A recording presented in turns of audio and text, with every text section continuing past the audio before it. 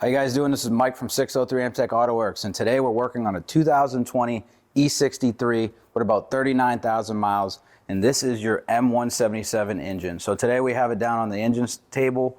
We have the engine and transmission all connected, and this is all because we need to repair something in the engine. So that happens to be your oil control valve that's on the oil pump of this engine. Now, to do this repair, we need to drop the engine and we need to get access to that sensor by disconnecting the engine from the transmission, putting it on the engine stand, turning it all over, removing the oil pan, and then getting access to that sensor and that harness. So if you have an M177 and you have a check engine light on the dash and the code is for the oil pump control valve, short to ground, you possibly need to replace that sensor and that harness. So let me show you guys what you have to do that job. It's a very, very big, intense job. I mean, as you see, you have the engine and transmission down. So that's the first step that will need to be performed to do this job. So we'll have to remove the transmission from the engine, and then we'll have to take this engine and put it on an engine stand. And then what we'll do is remove the front covers from the front, and then we also remove the rear main seal plate at the back. That way we can remove the oil pan. And then once we remove the oil pan, the engine will be upside down and we'll get access to that sensor and that harness that's underneath. So after that sensor and that jumper harness is replaced, now we have to put it all back together. Now every time that we take off an oil pan, we always like to get a brand new one. That way everything seals properly. And then we also replace all the gaskets that we had possibly touched or possibly components that we removed. We replace the seals, gaskets, and hardware on that. But we also like to address some common issues while this engine's down, because this engine, anytime we have to do anything major on it, most of the time the engine has to come down. For an example, these intake manifolds, engine mounts, and then also your oil separators. So what we did with this engine is we installed some new engine mounts, we installed some new oil separators, because these are very common to fail and can take out, say, your rear main seal, valve covers, and things like that. Some other things that you can address while it's out is possibly spark plugs, coils, and things like that. So this job pays 55 plus hours in just labor. I got my guy Adam here as our shop foreman. He does all the big engine work, especially on an M177, and he's going to tell us what he did. Yep, so as you can see here, dropped the engine out of this 2020 E63. That includes, the whole front end.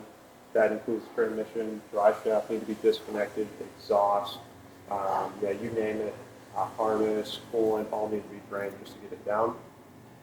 And then once we get it down, we have to pull the transmission off the engine.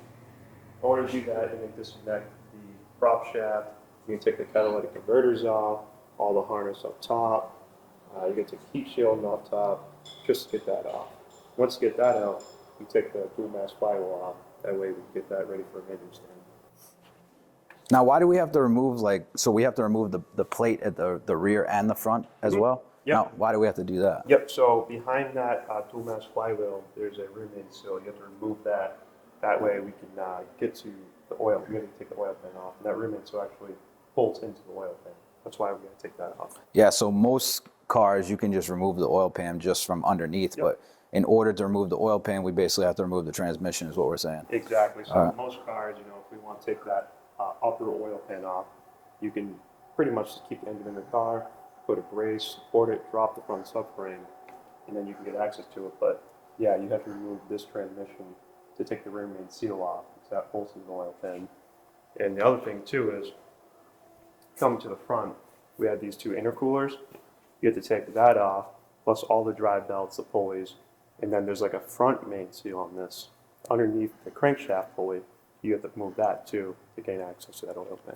So basically what you're saying is you can't do this job in the car. The engine has to come out. It'd be very difficult. Difficult, okay. It's not worth it. So basically after that, you basically just put it on an engine stand. On an engine stand, get on an engine stand, get that all set up. Pretty much get it all prepped up, roll it over, and then you can take the front differential out, a couple other harnesses, and you can take that oil pan off. Yeah, all right. Well, I appreciate that, Adam. I mean, as you guys can see, a very, very intense job. Yep. Once an engine's got to go on an engine stand, I mean, you're in for a long run there. So just having to flip it upside down. And this is all because of a $150 part here. So As you guys can see, this is what it takes. Now, I'll be honest with you, this guy called us because he was quoted at the dealership for $24,000.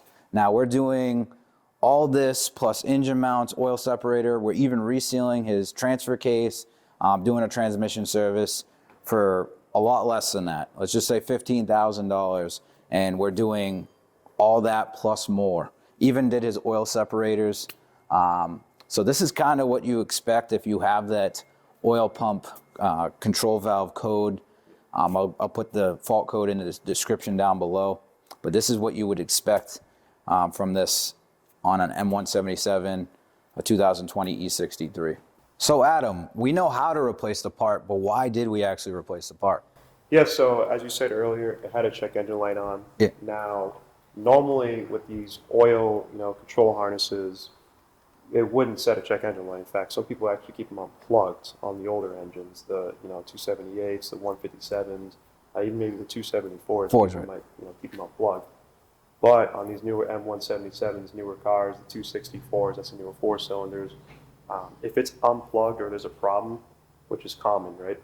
It will set a check engine light, and that needs to be fixed. So the previous generations, like for an example, like a W205, Yeah. like most of those probably have the light, like they don't have a check engine light, but there's a code for it in there. Yeah, there's a code in it, for an open circuit. Just Right, like right. this one. Yeah, because I think we've only done one other one here. I think it was on a 264. It was on a 260. Yeah, 260. Okay. Yeah, exactly. So that would set a check engine light. Yeah. So if you have that check engine light on, definitely get it addressed. Also, if you have an older model, maybe try scanning your car, and the code could be in there. And if you want to do that repair, it's very similar to this, but you don't have to remove the engine. Like I said, you can remove the oil pan up in the vehicle, which would cost. It's still an expensive repair, but it still can be done in the car. So if you have an M177 with a check engine light on for that oil pump control valve, we highly suggest taking it to a shop that specializes in just Mercedes or the dealership. Now, we had to purchase over 10 plus tools, special tools for this engine and the transmission. We have it all in stock now. We're able to do this job very efficient. So you can reach out to us if you want us to take care of it at 603mtech.com or give us a call, 603-232-6500.